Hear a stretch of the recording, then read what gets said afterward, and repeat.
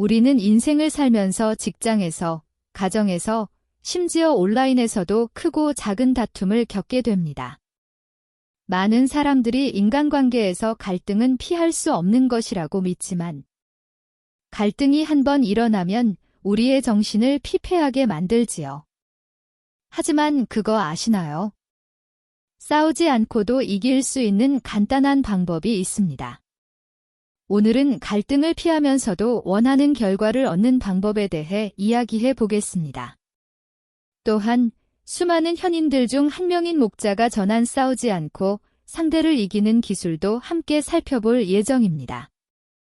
혹시 인간관계 갈등으로 인해 조금이라도 스트레스를 받고 있다면 지금부터 딱 10분만 시간을 내어 끝까지 읽어보시길 권합니다. 분명 도움이 될 것이라고 확신합니다. 이 주제가 마음에 든다면 구독과 좋아요를 눌러주세요. 당신의 작은 클릭 한 번이 더 좋은 영상을 만드는데 큰 힘이 됩니다. 그렇다면 우리가 타인과 다투는 이유는 과연 무엇일까요? 혹시 이에 대해 깊이 고민해 본 적이 있으신가요? 지금부터 함께 그 해답을 찾아가 봅시다. 대부분의 사람들은 왜 싸움을 하는가? 라는 질문을 스스로에게 던져본 적이 거의 없을 것입니다. 하지만 이 질문에 대한 답을 찾아가는 과정에서 우리는 갈등의 본질을 이해할 수 있습니다. 본론으로 들어가 보겠습니다. 싸움이 발생하는 가장 큰 이유는 바로 자신을 중심으로 하는 이기적인 생각 때문입니다. 놀랍게도 이 한 가지만 제대로 인식한다면 사람의 심리를 이해할 수 있으며 더 나아가 갈등을 피하고 원하는 결과를 어느 정도 이끌어낼 수도 있습니다. 내가 이기적이라고? 네, 맞습니다. 당신은 이기적입니다. 사실, 우리 모두 이기적입니다. 그렇기 때문에 우리는 왜 갈등이 발생하는지 깊이 고민하지 않고 자신이 옳다고 믿는 틀 안에서 모든 상황을 바라보게 됩니다. 이런 상태에서 어떻게 다른 의견을 가진 사람의 말을 받아들일 수 있을까요? 결국 갈등은 이렇게 발생합니다. 자신이 설정한 기준과 다르다고 느낀 순간 상대의 말이 모두 틀렸다고 단정짓고 분노하게 되는 것입니다. 그렇다면 오늘의 주제처럼 어떻게 하면 갈등 없이 승리할 수 있을까요? 방법은 의외로 간단합니다. 나처럼 상대도 자신만의 틀에 갇혀 나를 바라보고 있다는 사실을 인지하는 것입니다. 이를 이해하면 상황에 맞게 적절히 대응할 수 있습니다. 예를 들어 상대가 자신의 말이 옳다고 강하게 주장할 때 내가 그 의견에 동의하지 않더라도 일단 상대의 의견을 인정해주며 분위기를 부드럽게 만들 수 있습니다. 그런 다음 나의 의견을 차분히 제시한다면 상대도 어느 정도 수긍할 가능성이 높아집니다.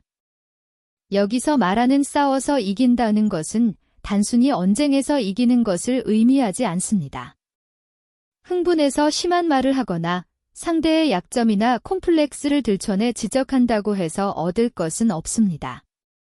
오히려 상대방에게 평생 잊지 못할 상처를 줄 뿐이며 결국 내 기분만 찝찝하고 상대의 반발심만 커지게 됩니다. 이처럼 갈등 없이 승리한다는 것은 상대를 존중하고 스스로를 절제하며 지혜롭게 관계를 이어가는 방법을 배우는 것입니다. 명심하세요.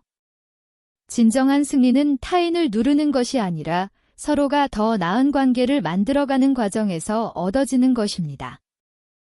결국 이런 방식의 다툼은 반드시 나중에 큰 손해를 초래하게 될 것입니다. 우리가 싸우는 이유는 각자의 이기적인 생각 때문이며 싸움의 목적은 결국 내 의견을 상대방이 받아들이고 따르길 바라는 것임을 먼저 인지해야 합니다. 이를 깨닫는다면 말다툼에서 이겼다는 순간의 쾌락을 넘어서 진정한 싸움의 본질을 이해하고 이를 현명하게 활용할 수 있을 것입니다.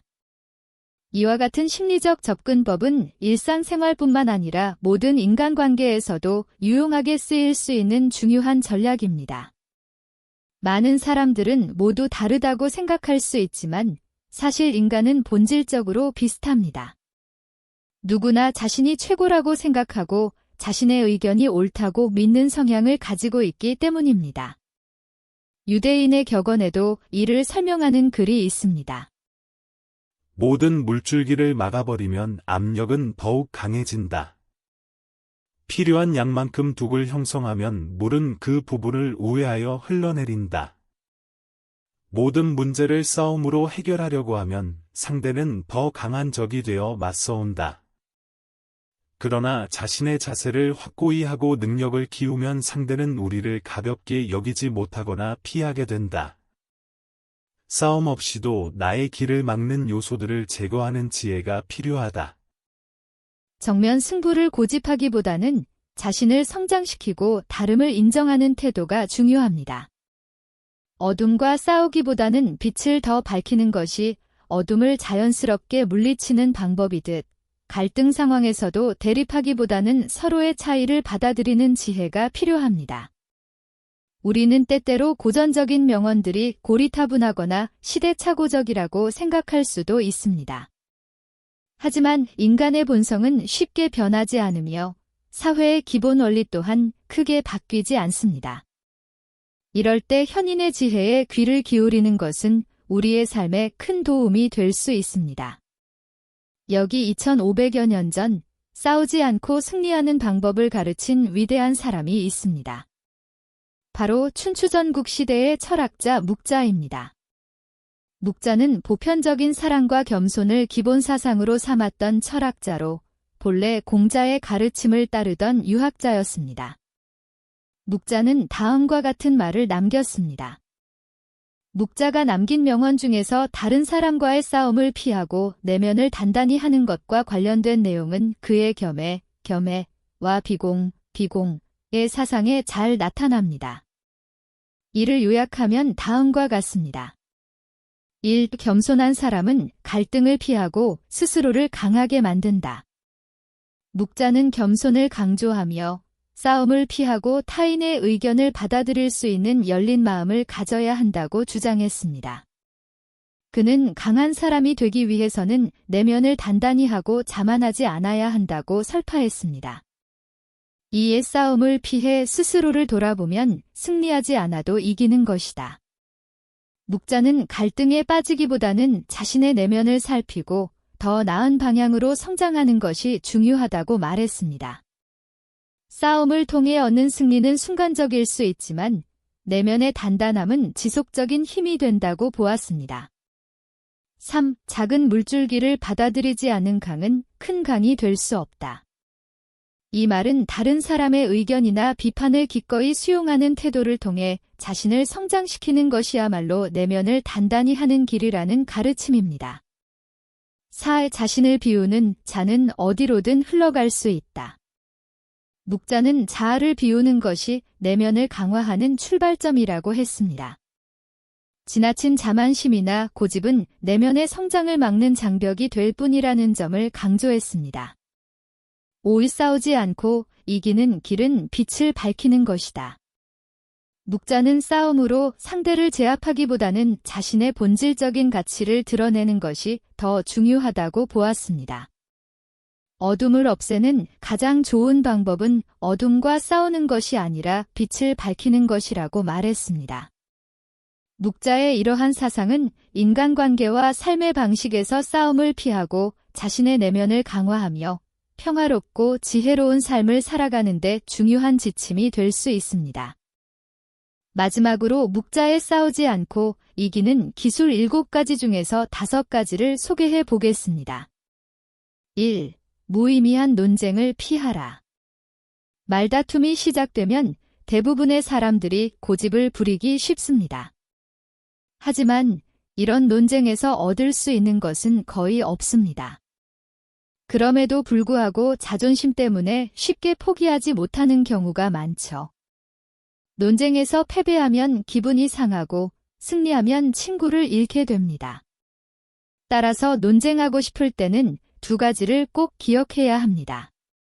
논쟁에서 승리하더라도 그것이 별다른 의미를 가지지 않을 수 있다는 점. 승리의 대가로 상대방의 자존심을 상하게 만들 가능성이 크다는 점. 이 두 가지를 고려한다면 무의미한 논쟁은 자연스럽게 피할 수 있을 것입니다. 2. 겸손은 가장 큰 미덕이다.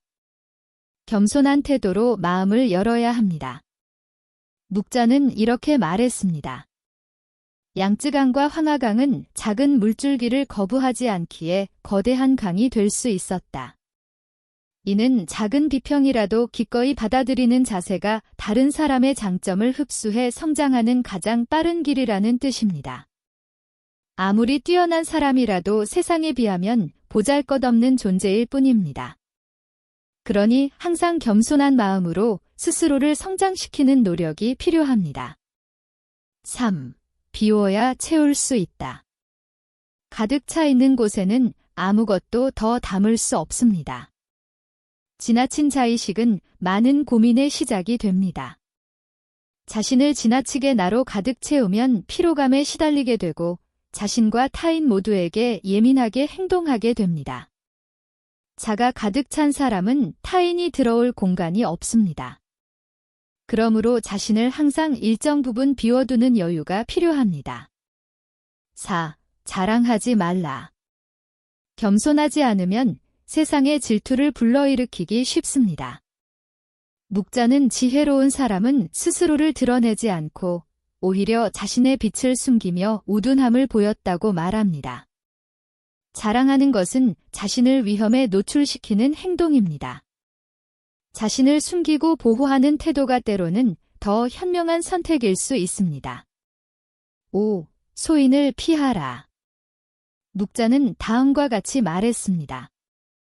군자는 소인과 친구가 되지 않더라도 소인을 대처하고 피할 줄 알아야 한다. 소인은 주변 사람을 비방하거나 괴롭히기 때문에 가능한 상대하지 않는 것이 좋습니다. 만약 적이 된다면 군자보다도 훨씬 위험한 존재가 될 수 있습니다. 소인은 그 옹졸함으로 인해 평생 다른 사람을 괴롭히고도 죄책감을 느끼지 않습니다. 돌이켜보면 그리 대단하지 않은 사람들이 남과 다투어 얼마나 큰 손해와 고통을 초래했는지 헤아릴 수조차 없습니다. 지혜로운 삶을 위한 조언. 묵자의 가르침은 단순한 이론이 아니라 실제로 우리의 일상에서 적용할 수 있는 지혜입니다. 지혜동행 구독자 여러분도 이 5가지 기술을 몸에 익혀 싸우지 않고도 더 행복한 인생을 살아가시길 바랍니다.